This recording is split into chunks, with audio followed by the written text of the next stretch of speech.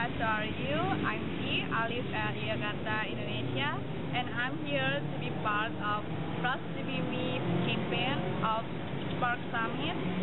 And I asked some of my friends about their favorite person, and to their favorite person, appearance is really matters to their opinion, and to they're really proud to be themselves. So I found Carrie of Color Me Carrie is so inspiring. She rocks lots of colors. She plays with small things. She plays with her cat. She photographs beautifully, and I don't know, she always looks so happy. And it also makes everybody else happy. That I think it is because her happiness is contagious. So I don't really think that her appearance matter of that, because at some point you gonna think that how do you look isn't matter anymore.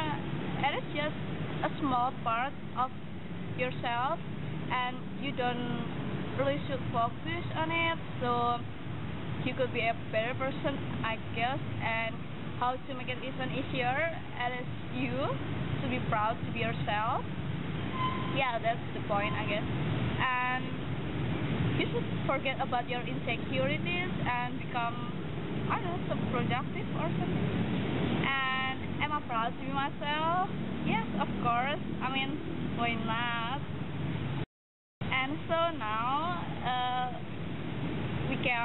maybe we can listen to my friend's opinion, shall we? Jadi orang yang paling saya kagumi itu di dunia ini adalah Hiromi Uehara. Dia itu wanita asal dari Jepang yang jago banget main piano. Kenapa saya kagum sama dia? Karena dia tuh dari kecil udah latihan terus berjam-jam, jago. Terus umur 17 tahun dia udah main sama Chick Corea. Jadi itu menginspirasi saya banget dalam kehidupan saya, karena saya suka belajar. Tokoh idola saya tuh Agnes Monica. Soalnya dia menginspirasi saya, soalnya karena dia tuh dari kecil punya cita-cita yang dia ingin go internasional, dan dia selalu berusaha untuk itu, dan sampai sekarang dia akhirnya bisa mewujudkan bahwa dia bisa go internasional. Itu temen aku, namanya Dinyot. Kenapa ya? Karena dia senyum aja ke semua orang. Terus kayaknya supel gitu, semua orang pada sayang dia. Natalie Portman, karena dia pintar. Dia artis Hollywood, tapi dia punya pendidikan yang tinggi karena dia bisa jadi asisten profesor,